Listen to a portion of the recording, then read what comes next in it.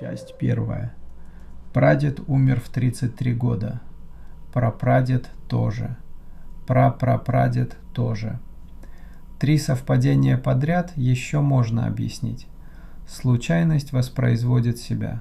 Иногда. Я историк. Я знаю, как работает выжившая часть статистики. Мы запоминаем паттерны, которые видим, и не считаем те, которых нет. 3 смерти в одном возрасте в разных поколениях, 3 разных причины, 3 разных эпохи. Могло быть совпадением. Могло. 4-е совпадение я нашла в ноябре. 5-е той же ночью. Меня зовут Вера Краснова.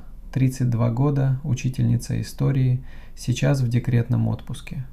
Дочь Соня, 8 месяцев, 8 килограммов 300 граммов на последнем взвешивании. Глаза в отца, нос в меня, характер непонятно в кого. Муж Кирилл, 34 года, работает в строительной компании. Хороший человек, немногословный. Живем в Челябинске, двухкомнатная на Тарасова, 3-й этаж. Семейное дерево я начала составлять в октябре. Причина простая. Декрет – это время, которое кажется бесконечным и в котором ничего не успеваешь. Соня спит 2 раза в день по 40 минут. Вот и все время, которое принадлежит мне. Я историк, я умею работать с источниками и документами. Мне нужно было что-то, чем заниматься в эти 40 минут. Кирилл спрашивал, зачем? Лучше поспи, пока Соня спит. Я не спала. Я открывала вкладки с метрическими книгами, с базами военных потерь, с базами переписей, с сайтами региональных актов гражданского состояния. Строила дерево. Прадед Иван Федорович Савельев. Умер в апреле 1917 года. Мне было известно с детства, на Первой мировой. Я уточнила. 33 года. Записала. Прапрадед Федор Николаевич Савельев. Умер в 1891 году. Нашла запись в метрической книге Миасского уезда. ТИФ. Возраст 33. Записала. Прапрапрадед Николай Тимофеевич Савельев. Умер в 1864 году. Документов почти нет, только запись о смерти в приходской книге. Скончался от болезни. 33 года. Записала. 3 поколения, 3 разных причины, 1 возраст. На 4-й уровень я добралась в ноябре. Нашла запись 1831 года о смерти Тимофея Никифоровича Савельева, первенца из Оренбургской губернии. Горячка. 33 года. Я записала и закрыла ноутбук. Вышла на кухню. Поставила чайник. Стояла у окна, пока закипала. Соня проснулась, закричала из кроватки. Я пошла, но цифры остались. 4 совпадения. 1831, 1864, 1891, 1917. Через 30 с небольшим лет каждый раз. Первенец. 33 года. Разные причины. Мне 32. Через 40 дней 33. Я не сказала Кириллу. Пока нечего говорить. Это еще данные, не вывод. Часть вторая. Открой историю своей семьи. Самый старый документ, который у тебя есть. Подпишись, поставь лайк. Посмотри, сколько лет было человеку, когда он умер. В метрической книге стояло Семен Семенович Савельев, первенец. Смерть 1825 года. 33 года. Это был 5-й уровень. 5 первенцев. 5 раз 33. Причины: горячка, болезнь, тиф, война, неизвестная болезнь. 5 эпох, 5 обстоятельств, 1 возраст. Я сидела перед ноутбуком и думала о confirmation bias, ошибке, которую совершают даже хорошие исследователи. Находишь паттерн и начинаешь видеть его везде, игнорируя то, что ему противоречит. Это называется предвзятостью подтверждения. Я преподаю историческую методологию старшеклассникам. Я объясняю им, как работает эта ловушка. Я знаю про нее все. Это не означает, что я в нее не могу попасть. Поэтому я поставила себя на паузу, закрыла ноутбук, сделала чай. Пока закипало, 5 точек данных. Это еще не модель. 5 может оказаться совпадением. Правило историка. Проверяй исключения раньше, чем строишь теорию. Потом вернулась и открыла новую вкладку. Нашла Никифора Семеновича Савельева в ревизской сказке 1850 года. Живет, возраст 54 года. Пережил 33. Но в той же переписи он записан как второй ребенок в семье. Второй, не первый. Первый ребенок Никифора-старшего нашла в той же записи. Брат Семен Семенович. Умер в 33. Тот самый. Я сидела с этим несколько минут. Потом открыла еще одну вкладку. Начала искать всех вторых детей в этих же семьях. Младший брат Федора Николаевича, Василий, умер в 61 год. Сестра Николая Тимофеевича, Мария, умерла в 67. Никифор Семенович, второй ребенок, прожил минимум до 54. Вторые дети живут, первенцы нет. Это уже не 5 случайных совпадений. Это закономерность с контрольной группой. Вторые дети в тех же семьях, в тех же условиях, с теми же рисками эпохи, жившие вдвое и втрое дольше. Я добавила в таблицу 6-ю колонку «Статус ребенка». Перечитала все сверху вниз, медленно. Потом еще раз. Потом вспомнила о Соне. Соня лежала на развивающем коврике в 1,5 метрах от меня и разглядывала подвешенные над ней зеркальца. Серьезно, сосредоточенно. Она все делала именно так. Она первый ребенок у меня, первый у Кирилла, первенец. Я отложила ноутбук, взяла ее на руки. Она тут же потянула меня за волосы, 2 руками, крепко, с тем удовольствием, с каким делают что-то очень понятное. Если я переживу 33, может быть, цикл прерывается, кончается на мне. Тогда ей не нужно об этом знать. Тогда письмо в папке с документами не понадобится. А если не прерывается? Через 38 дней мне 33. Часть 3. Я сделала таблицу. Имя, год смерти, причина, возраст. 1. Семен Семенович Савельев, 1825. Причина неизвестна. 33. 2. Тимофей Никифорович Савельев, 1831. Горячка. 33. 3. Николай Тимофеевич Савельев, 1864. Болезнь. 33. 4. Федор Николаевич Савельев, 1891. Тиф. 33. 5. Иван Федорович Савельев, 1917. Военные действия. 33. 5 строк. 1. Возраст. Пока Соня спала, я сидела с этой таблицей. В квартире тихо, батарея щелкала раз в несколько минут. Холодильник работал в фоне. Середина ноября, за окном темно с 4:30. Ноутбук теплый под запястьями. Такое тепло, которое почти не замечаешь, пока не уберешь руки. Я перебирала объяснения. Объяснение первое. Совпадение. Статистически, вероятность попасть 5 раз подряд в один конкретный год из репродуктивного диапазона порядка 40 лет составляет грубо 1 к нескольким тысячам. Это возможно. Это редко, но существует. Лотерейные числа тоже иногда выпадают серией. Объяснение второе. Ошибки в записях. Возраст в метрических книгах и приходских реестрах указывался неточно, без паспортов, на глаз, по памяти, священником, который мог записать через неделю после события. Погрешность в год-два была системной нормой для XIX века.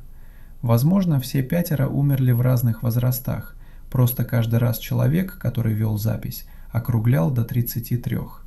Но тогда почему всегда в одну сторону? Случайная погрешность должна давать разброс. 31, 35, 32. Шум симметричен. Здесь 5 раз подряд одна и та же цифра, по 5 разным источникам, 5 разным приходским книгам, в 5 разных уездах за 3 столетия. Систематическое смещение в одну сторону – это уже не шум.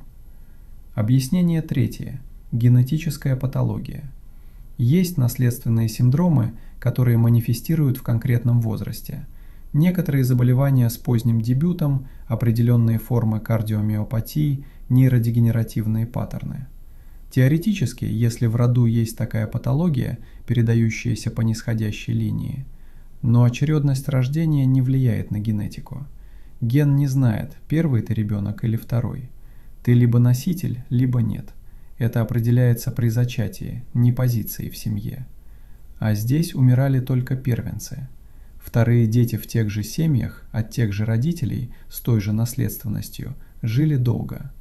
Это не вписывалось ни в один генетический механизм, который я знала. Третьего рабочего объяснения у меня не было. Я записала все три. Перечеркнула каждое по причинам, которые перечислила. Перечитала. Нет объяснения, которое держалось бы под нагрузкой проверки. За окном темно, ноябрь, двор внизу пустой. Снег еще не лег, земля серая. Береза у детской площадки, без листьев, силуэт. Соня проснулась раньше обычного, 25 минут вместо 40. Я убрала ноутбук, пошла к ней. Взяла на руки. Она была горячая после сна, немного сердитая. Я качала ее. В окне за ее спиной тот же темный двор, та же береза. Я думала, мне 32. Через 35 дней 33. Данные без объяснения – это еще не приговор, это просто данные. Именно так я говорю своим ученикам на уроках. Я так себе и сказала. В тот вечер поверила. Часть 4. Мама позвонила в тот же вечер, в 8, как обычно, раз в 3 дня. Как Соня? Ела, не простудилась, Кирилл не приболел, обычный звонок. Я отвечала, как обычно. Соня ела нормально, спала нормально, не простудились, Кирилл здоров. Потом пауза. Моя, намеренная. «Мам, ты знала, что прадед умер в 33?» Пауза. 3 секунды, может 4. Не пауза удивления. Пауза человека, который ждал этого вопроса и не знал, когда именно он придет. Знала, на войне. И прапрадед тоже в 33. Вера. Мам, 5 поколений подряд. Первенцы. Только первенцы, вторые дети в тех же семьях, жили долго. Я проверила вторых детей отдельно. Долгое молчание. В трубке телевизор, она его убавила. Потом убрала совсем. Это давно было, другие времена, другие болезни, другая медицина. 5 поколений, мам. Разные болезни. Тиф, горячка, война, несчастный случай. Не одна болезнь, каждый раз другая, только возраст один. Ты историк, ты знаешь, что совпадения бывают длинные. 5 уже не совпадение, это выборка. Молчание. Мам, ты это знала? Знала. Она сказала это тихо, без оправданий. Просто, да, знала. Я не хотела тебя пугать, ты росла. Голос ровный, объясняющий, не защищающийся. Я думала, может на ком-то кончится, может на Алексее кончилось, папином брате. Думала, не в тебя же точно. Почему не в тебя? Потому что я не хотела, чтобы в тебя. Я записала это дословно в блокнот. Не потому, что цитата особенная, потому что когда человек говорит «не хотела», а не думала, это разница. Она думала, просто не хотела принимать. Я первенец. Знаю, девочка. И ты молчала 32 года. А что бы тебе дало? Голос у нее не сломался, просто тише стал. Жила бы с этим с детства, с 7 лет? Поговори с бабушкой Ниной. Она знает больше меня. Она потеряла Алексея. Она в этом жила. Только аккуратно, ей 78, сердце не очень. Мы попрощались, я положила трубку. Посидела с телефоном в руке, он был теплый от разговора. Мама знала. 32 года знала и молчала. Я не ставила ей это в вину. Сама понимаю, как работает молчание такого рода. Говоришь себе «не буду пугать», и в итоге это становится правдой. Ты не пугаешь, Ты просто молчишь. Год, потом другой. Я сама 3 недели не говорю Кириллу, а мы живем в одной квартире, спим в одной кровати, едим за одним столом. Кирилл вернулся с работы в 7:30. Ужинали, он говорил про объект и про прораба с неправильными блоками. Я кивала. В 9:30 он лег смотреть что-то в телефоне. Я наблюдала за ним из кухни, он не знает. Возможно, не узнает никогда. А если не переживу, узнает слишком поздно и не в том порядке. Соня проснулась в 3 ночи. Я встала, унесла ее на кухню. Кормила, сидя у окна, двор внизу темный, снег под фонарем синеватый. Соня ела и глядела на меня, тем немигающим взглядом, которым смотрят на что-то, еще не решив, важное оно или нет. Я держала ее. Мама знала, бабушка знает. Сколько человек в этой семье молчало про одно и то же, пока я росла. Часть 5. Бабушка Нина Петровна.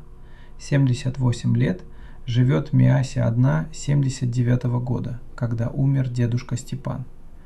Плохо слышит по телефону, не любит долгих разговоров. «Вера, я не слышу тебя, говори громче». И не любит, когда ходят вокруг да около. Я позвонила на следующий день. «Бабуль, я про семейное дерево хочу поговорить. По папиному роду, по Савельевым. Зачем тебе?» «Нашла кое-что, хочу понять». «Вера, ты историк, умная девочка, не надо хочу понять, говори прямо». Я выдохнула. Я нашла, что первенцы в роду Савельевых умирают в 33 года. 5 поколений подряд. Проверила вторых детей, все жили дольше. Паттерн четкий. Долгое молчание. Такое долгое, что я подумала, связь прервалась. «Бабуль!» «Слышу». Ее голос стал тише. Не потому, что телефон, а намеренно. «Я ждала, что ты найдешь. Ты историк, ты найдешь». «Ты знала?» «Знала. Твой дядя Алексей – первенец». Она произнесла это имя так, как произносят имена людей, которые умерли давно, но не забылись. Умер в 33, январь 88-го. Ему исполнилось 8-го в начале того же месяца. Дядя Алексей, папин старший брат. Мне говорили с детства, авария. Я спросила один раз, лет в 4. Мне сказали что-то общее и переменили тему. Больше не спрашивала. Имя в семье произносилось редко. Сколько ему было? 33. Она говорила ровно, как формулой, потому что это и было формулой, выученной, давно принятой. Твой папа второй ребенок, второй всегда живет. Второй всегда живет. Не объяснение, правило. Ты знала это, когда у папы родилась я? Знала. 32 года молчала. А что бы тебе дало? Точно тот же вопрос, что у мамы. Они не сговаривались, просто одинаково думали, каждая сама по себе. Жила бы с этим с детства, с 5 лет, думала бы об этом, когда тебе 10, 15, 20. Пауза. Я думала, может, на Алексее кончилось, хватит с нас. Не хватило. Я не знаю еще, тебе еще нет 33. Через 34 дня будет. Молчание. Бабуль, откуда это началось? Не знаю. Мать Алексея, твоя прабабушка, Аграфена Семеновна, говорила, наше проклятие. Так и говорила, без объяснений. Я спросила один раз, она сказала, не спрашивай. Я не спросила больше. Наше проклятие, тоже выученная формула. Передавалась с кем-то из поколений, я уже не знала с каким. Она не говорила откуда, от кого? Нет, давно это, до нее было. Мы говорили еще 20 минут. Она рассказывала про Алексея, как он был смешливый, как умел слушать, как привозил ей рыбу из Миасского озера каждый август. Щука, окунь, один раз сом, и все они возились с этим сомом полдня. Я слушала. Записывала, не даты, просто слушала. Это был ее первенец. Ей было 36, когда его нашли в разбитой машине на трассе. 33 года. Перед тем, как попрощаться, она сказала тихо, почти в сторону. «Вера, живи нормально. Ешь, гуляй с Соней. Но держи ухо востро. Просто держи». «Что значит «держи»?» «Значит, внимательно». Пауза. Больше не знаю. Это все, что у меня есть. Часть 6. Я искала исключения. Это правильный методологический шаг, прежде чем принять паттерн, проверить то, что его опровергает. Если паттерн держится под нагрузкой, он сильнее. Если рассыпается при первой же проверке, он был ложным с самого начала. Я составила список всех первенцев в роду Савельевых, которых смогла найти. Не только по прямой нисходящей линии, боковые ветки тоже. Все братья и сестры предков, которые сами были первыми детьми в своих семьях. Нашла Кузьму Семеновича Савельева, двоюродная ветка через Никифора, первенец. Дата смерти в метрической книге 1856 год. Возраст записан как 32 лет и зачеркнуто, исправлено позже другими чернилами, другим почерком 33 лет. Что было правдой? 32 или 33? Документ не дает ответа. Нашла Игната Федоровича Савельева, параллельная ветка, первенец. Умер в 1903 году. По одной метрической книге возраст 34 года. По отдельной записи о крещении того же человека год рождения на год позже, что дает 33. Нашла Марфу Николаевну, женщину из боковой ветки, первенца. Умерла в 1879 году. В записи указан возраст около 40 лет. Не точно, как обычно бывало с женщинами в приходских книгах. Могла быть 33, могла быть 38. Документ не позволяет уточнить. Все трое спорные. Погрешность в 1-2 года в записях XIX века – системная особенность источников. Люди рождались в деревнях. Крестили иногда через неделю после рождения, записи вели неаккуратно, возраст указывали по памяти или на глаз.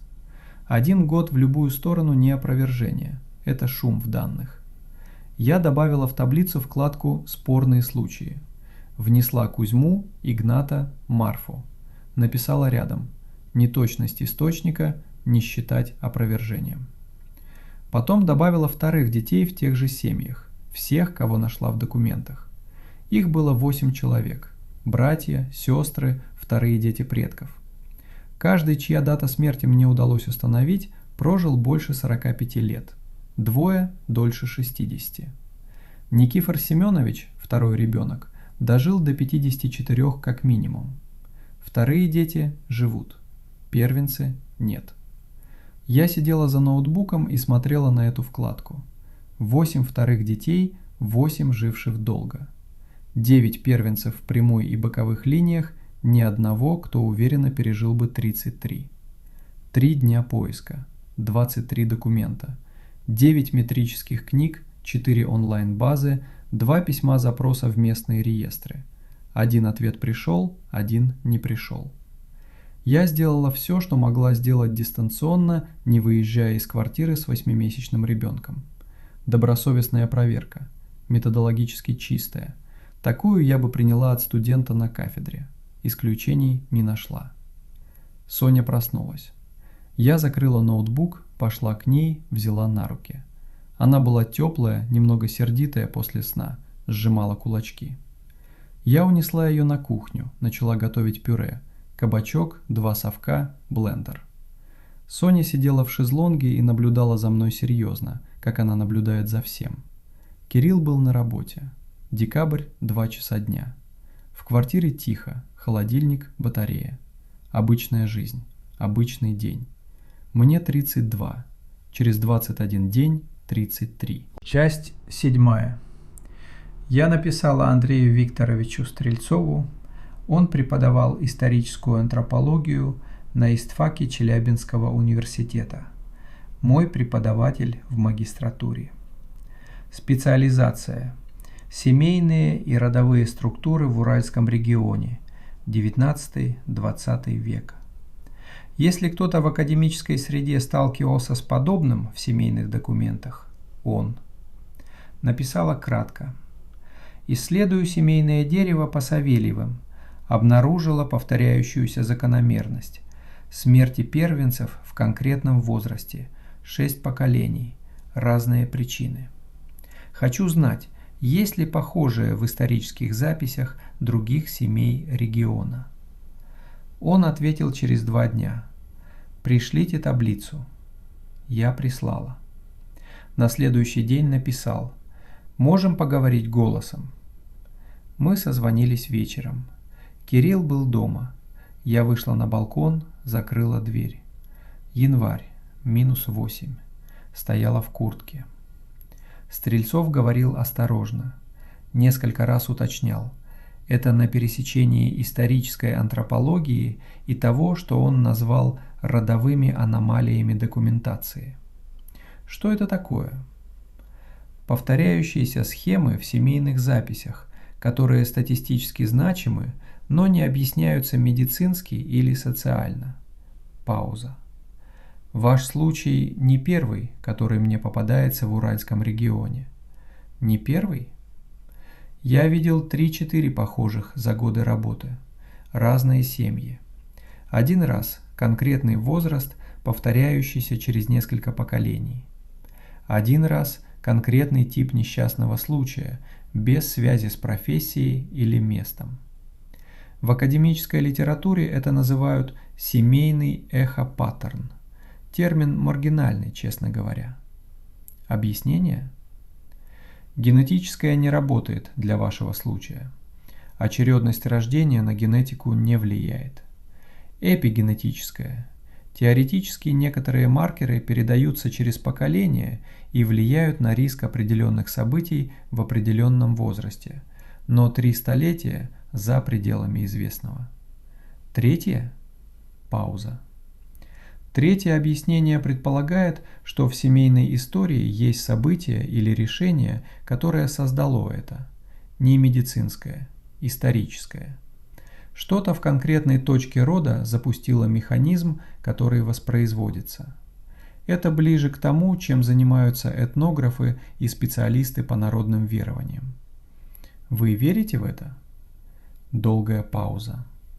Я работаю с документами. Документы говорят, у вас 6 поколений, 1 возрастная точка, статистически значимая выборка. Что за этим стоит, документы не объясняют. Моя работа заканчивается там, где заканчиваются документы.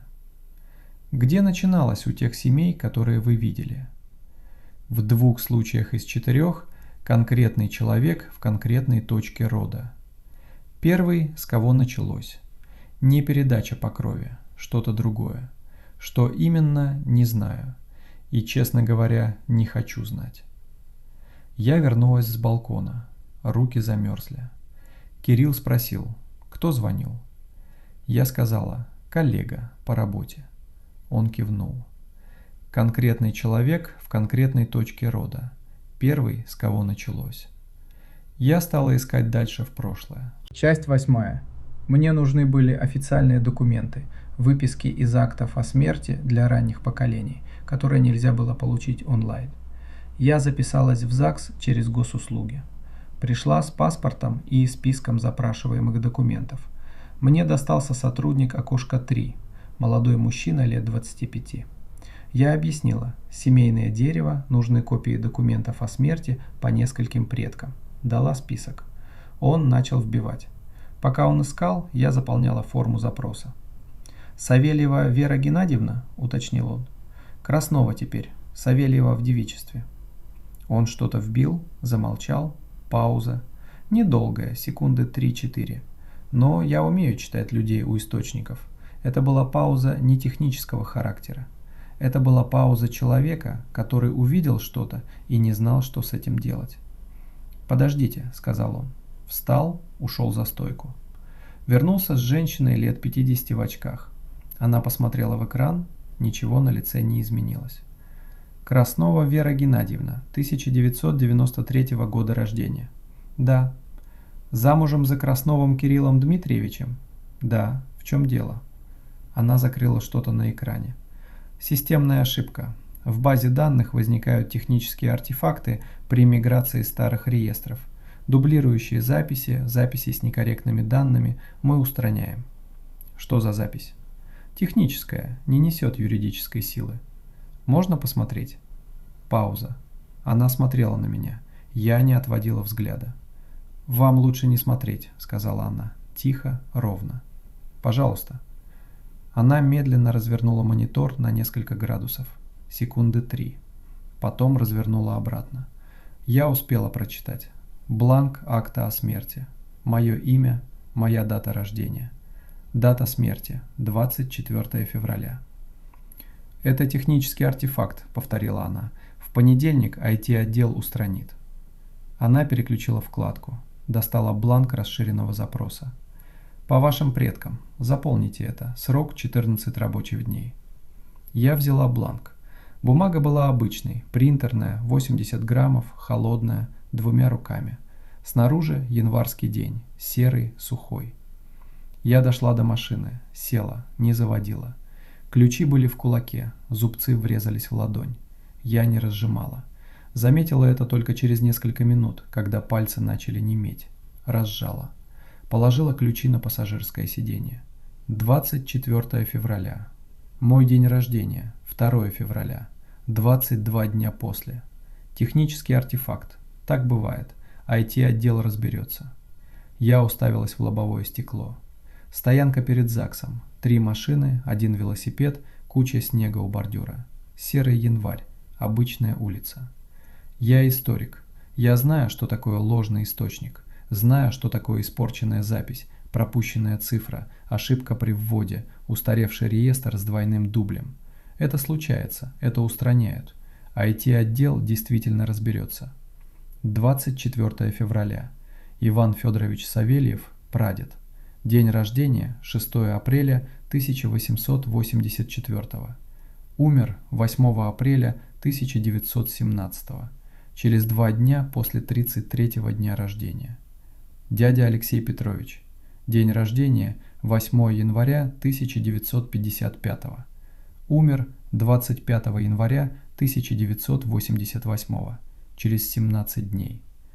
Я еще не считала расстояние в днях для остальных. Я еще не считала дни. 24 февраля. Мой день рождения 2 февраля. 22 дня после. Технический артефакт. Я завела машину. Поехала домой. Ехала молча, без музыки. На 3-м светофоре поняла, что не помню, как проехала первые 2. Часть 9. Соня была у свекрови. Я оставила ее на 2 часа, пока ездила. Когда забирала, она спала, и я несла ее до машины, прижав к плечу, в шапке и конверте. Теплая, тяжелая, 8 килограммов 300 граммов теплого живого веса. Пахло молоком и чужим домом. Дома покормила и уложила. Долго стояла у кроватки, слушала, как дышит. Ровно, глубоко, без усилия. Ей это легко, она еще не знает, что дыхание требует усилий. 8 месяцев, 8 килограммов. Первый ребенок у меня, первый у Кирилла, первенец.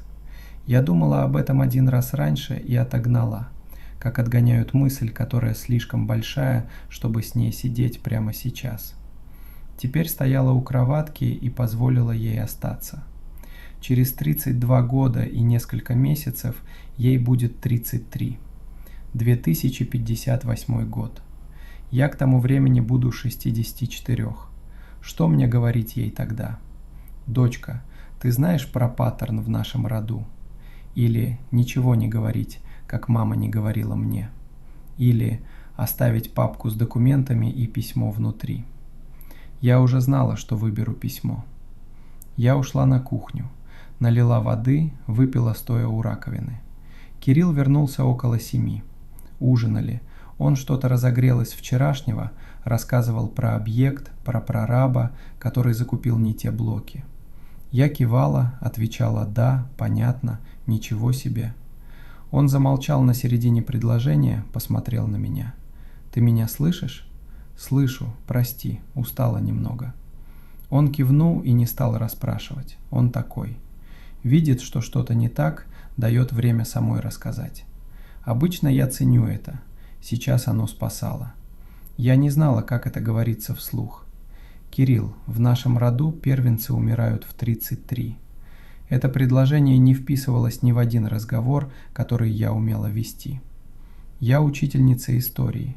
Я преподаю детям причинно-следственные связи в событиях, которые уже случились.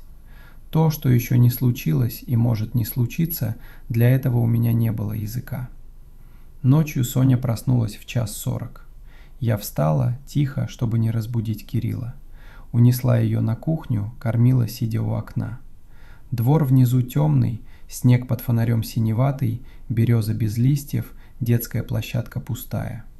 Соня ела и смотрела на меня. Тот долгий, немигающий младенческий взгляд, который длится дольше, чем кажется уместным взрослому. Чистый, внимательный, без суждения. Я думала, Агафья Ивановна тоже кормила ребенка когда-то. Ночью, при лучине, в деревянной избе. Первый ребенок – первенец. Смотрела, как он дышит. Она умерла в 33. Он пережил ее. И запустил цепочку. Или она уже шла до него, и просто у нее не было документов. Может быть, на мне прервется? Может быть, именно это и значит закрыть источник. Дойти до начала. Дать имя тому, что началось. Агафья Ивановна. От 1707 до 1740. Первенец в роду Савельевых. Теперь она в таблице. Теперь ее видно. 3 столетия она была просто записью без контекста. Теперь у нее есть место в цепочке. Может быть, этого достаточно? Соня закончила есть. Я похлопала по спинке. Она рыгнула, довольно, беззастенчиво. Я улыбнулась. Унесла в кроватку, уложила, постояла еще минуту у кроватки, слушая ее дыхание. Потом пошла спать. Часть 10. Паттерн должен был где-то начаться. Если 6 поколений, был первый. Стрельцов сказал, конкретный человек в конкретной точке рода. Не по крови, что-то другое. Самая ранняя запись в моем дереве.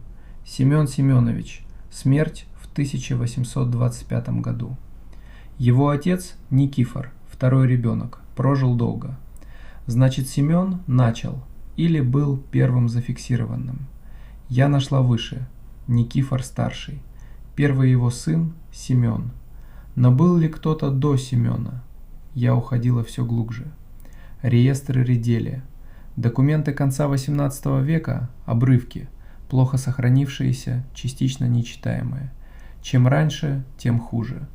До 1800 года записи в большинстве приходских книг региона велись неравномерно, с пропусками, иногда одной рукой за несколько лет подряд. Я запрашивала копии, ждала ответов, просматривала оцифрованные фонды через несколько исторических баз данных одновременно.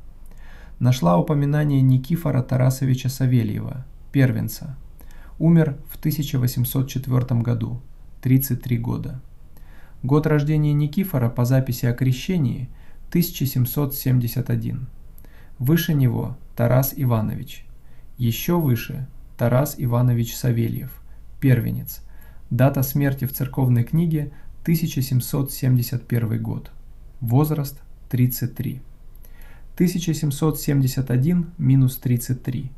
Рождение около 1738 года. Последнее, что мне удалось найти – в церковной книге прихода деревни Михайловки за 1740 год. Агафья Ивановна, 33 лет от роду, скончалась. Запись без фамилии. Тогда фамилии у крестьян почти не было. Но рядом первая дочь двора Ивана Савельева. Первенец – женщина. 1740 год, 33. Я перечитала запись 3 раза. Крупного шрифта на скане не было. Мелкие выцветшие буквы, церковнославянский с ошибками, размытый край. Но слова читались. 33 лет. Первая дочь. Двора Ивана Савельева.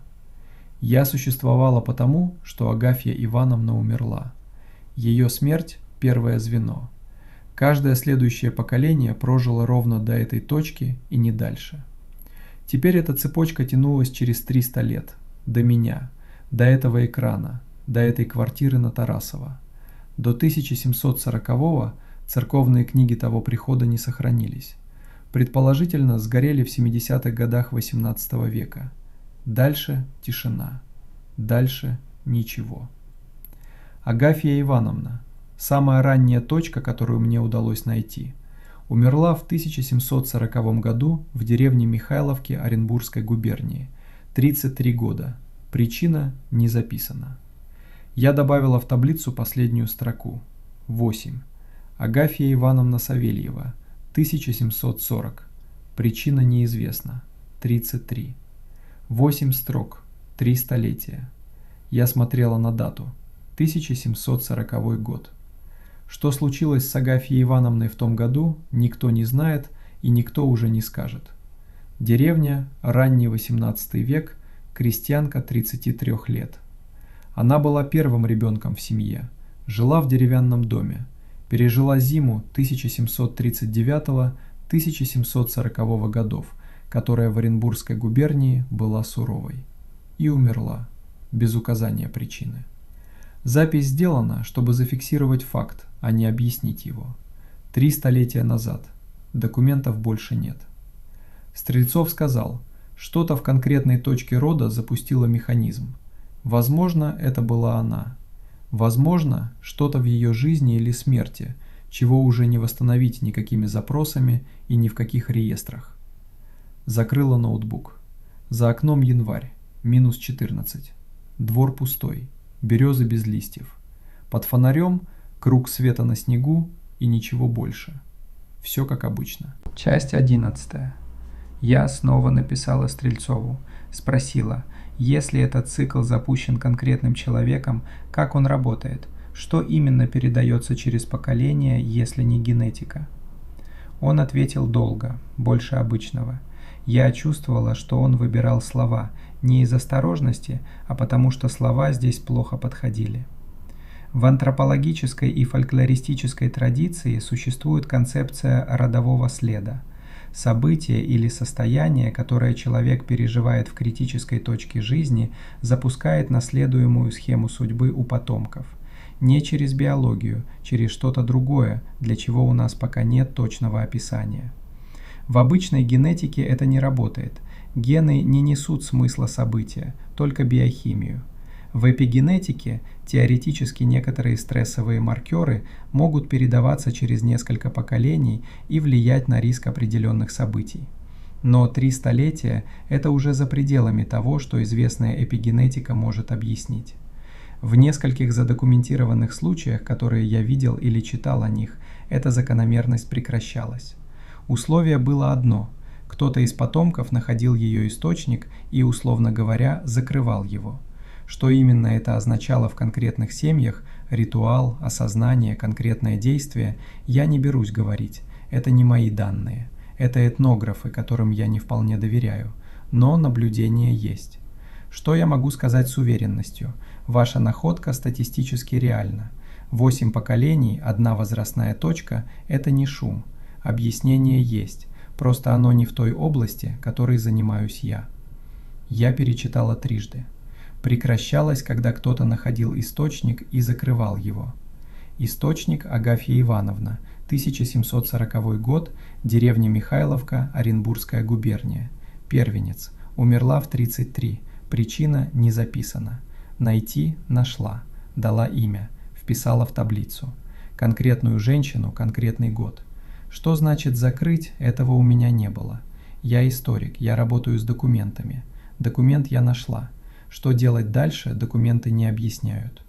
Я обдумывала факты по порядку. 8 поколений задокументировано. Я первенец, поколение 9. Через 12 дней 33. В базе данных ЗАГС стоит запись о моей смерти, датированная 24 февраля. Источник Агафья Ивановна, 1740 год, обстоятельства неизвестны. Что я не знала? Природу механизма. Что значит закрыть? Выживу ли я, и если нет, прервется ли это на мне или продолжится к Соне? Я встала из-за стола, прошла в детскую. Соня спала на боку, ручка выброшена вперед, пальцы чуть сжаты, так, как сжимают что-то невидимое во сне. Дышала ровно. Я смотрела на нее. Я ничего не могла дать ей прямо сейчас. Ни защиты, которая что-то значит, ни понимания, ни решения. Только документы, только имена. Только то, что сумела найти. Историк не меняет прошлого. Историк записывает, чтобы будущее знало. Я вернулась к столу. Часть 12. Я написала Соне письмо. Это заняло 4 вечера. Не потому, что не знала, что писать, знала. Потому что каждый раз, когда начинала, думала, а вдруг не нужно. Вдруг я переживу 33 и выброшу это письмо сама. И Соня никогда не узнает, что оно было. Зачем оставлять человеку груз, который, может быть, окажется ненужным? Первый вечер. Написала 2 строки. Потом Соня проснулась.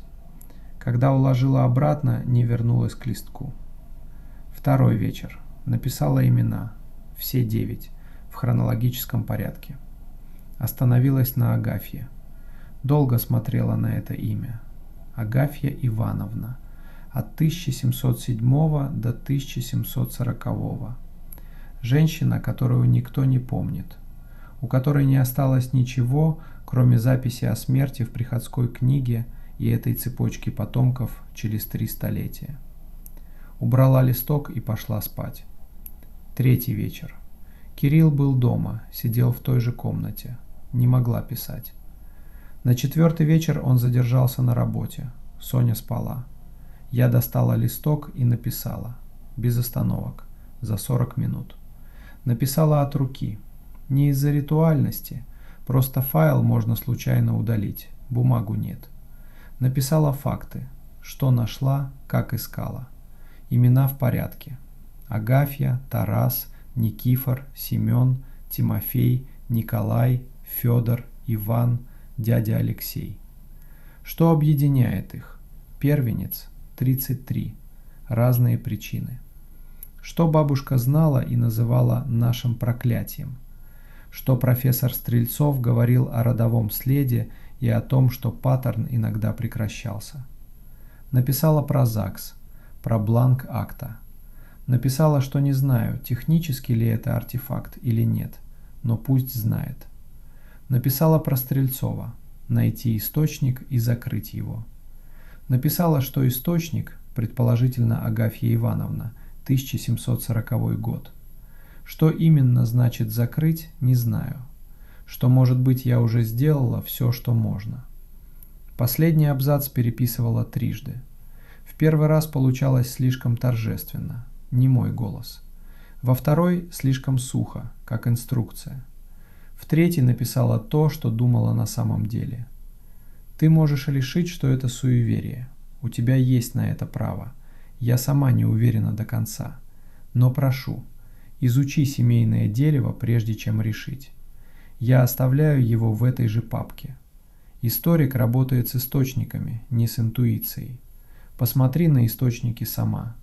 Если читаешь это и мне больше нет 33, прости. Я старалась разобраться. Не знаю, получилось ли. Если читаешь, потому что тебе скоро 33, знай.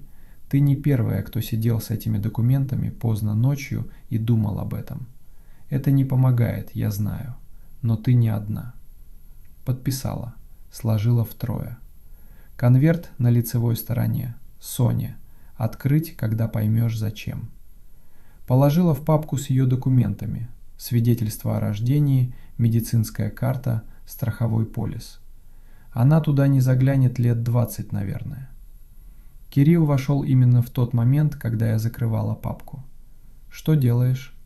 Документы разбираю. Понятно. Пауза. Та, которая у него означает «я вижу, что что-то не так, но жду». Вер, ты в порядке? Последние недели ты какая-то... В порядке. Декрет. Думаю слишком много. Хорошо. Он сел рядом, обнял за плечи, не стал ничего спрашивать дальше. Мы посидели так несколько минут, просто так, в тишине. Потом он встал и пошел спать. Я осталась у стола, смотрела на папку с документами, на краешек конверта, торчащий поверх Сониного свидетельства о рождении. За окном февраль, минус 15 по ночам, окно в инее по краям. Соня дышала в детской. Холодильник гудел на кухне. Батарея щелкнула и замолчала. Через 10 дней 33. Часть 13. 2 февраля. День рождения. Кирилл разбудил в 8 утра. Принес кофе в кровать, поздравил, поцеловал в висок. Соня не спала, Лежала в кроватке и деловито говорила «ба-ба-ба», как будто тоже поздравляла. Я взяла ее, держала. Она тянула меня за волосы, 2 ручками, с удовольствием и без снисхождения. Мне 33 года. Позвонила мама сразу после 9. Голос бодрый, праздничный. «С днем рождения, доченька!» Но под ним я слышала то, что слышу в ней последние несколько недель – настороженность. Я сказала: «Все хорошо, Соня спала нормально, Кирилл дома». Она сказала: «Хорошо, умница, звони». Обычный разговор, чуть короче обычного.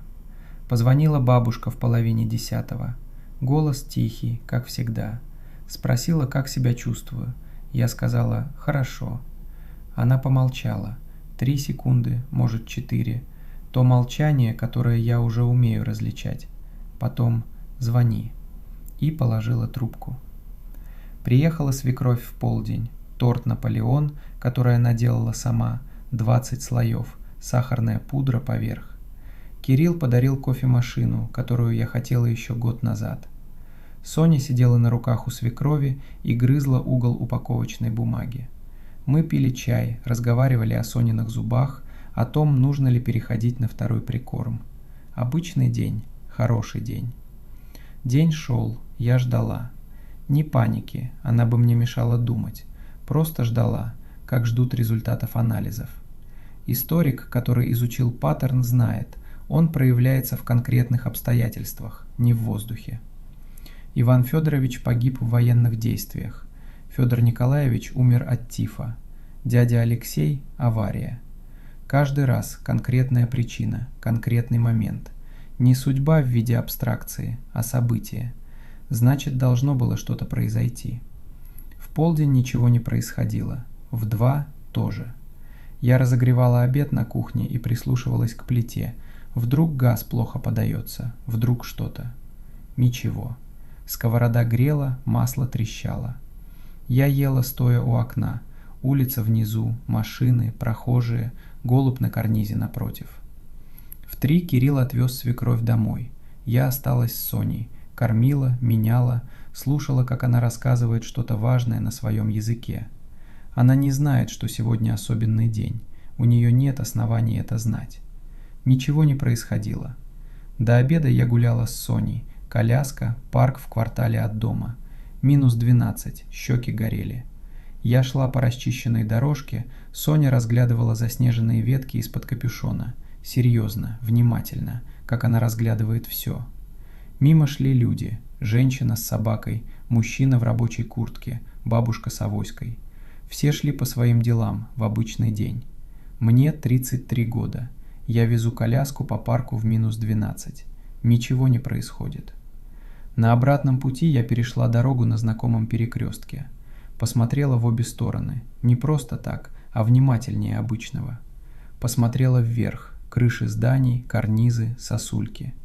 В лифте нажала кнопку 3-го этажа и держалась за поручень, пока ехала. Не от страха. Просто внимательно, как сказала бабушка.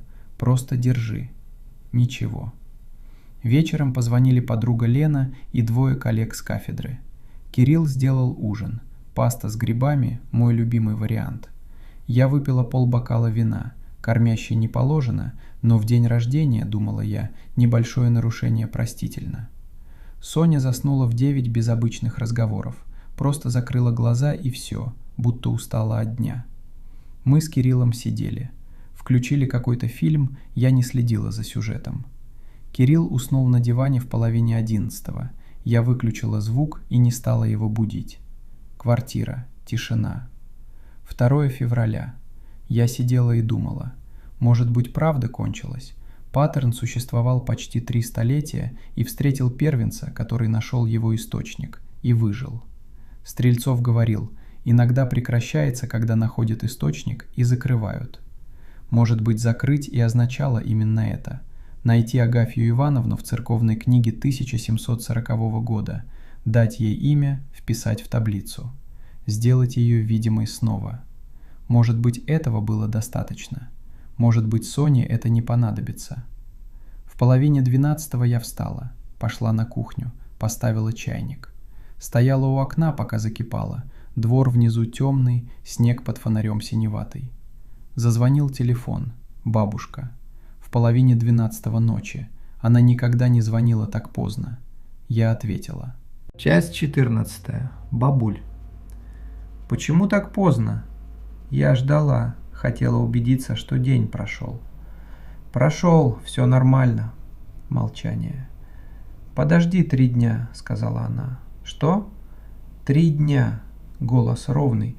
Голос человека, который давно с чем-то живет. Я не говорила тебе раньше, но раз уж ты сама нашла. Какие 3 дня?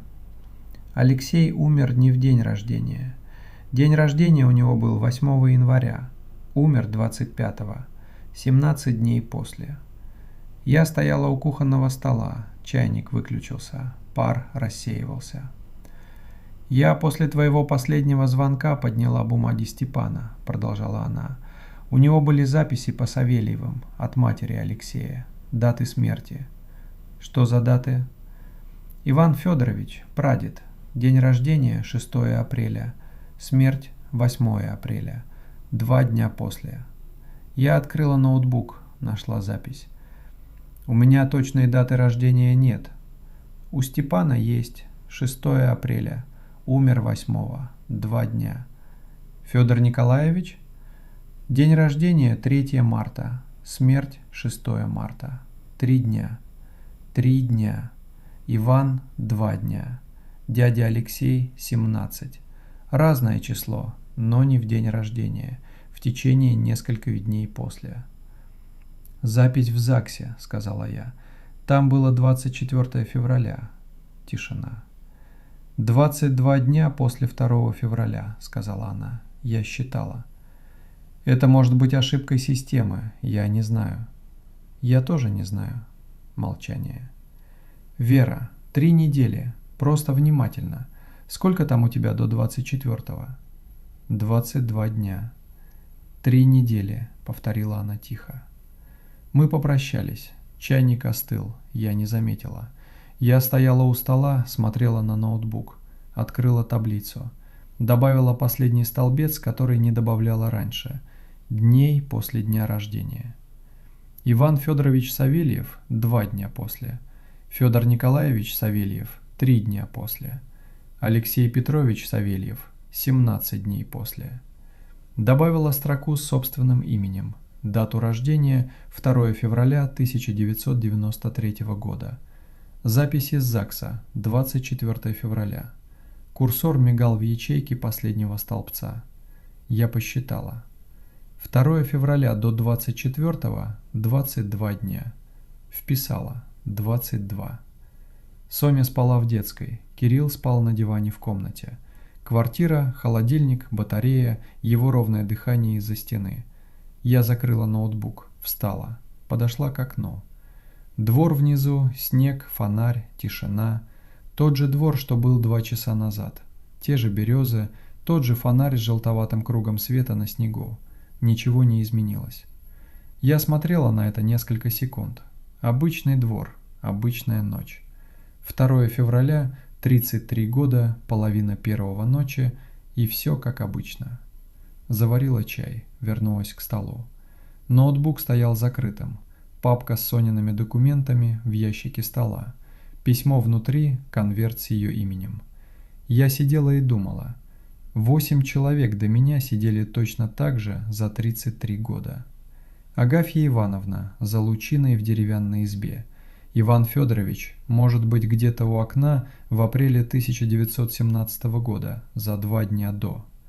Каждый жил свою жизнь. Каждый не знал, что считают дни. Теперь я знаю. Чай был горячий, я пила медленно. 22 дня. Страшная история на ночь. Наушники обязательные. Смотри один, в темноте. Если дослушал до конца, подпишись. Этот канал для тех, кто не боится слушать страшное после полуночи. Напиши в комментариях, если бы ты нашел в истории своей семьи такой паттерн, ты бы продолжил копать? Следующая история уже готова. Включи уведомление, она выйдет без предупреждения.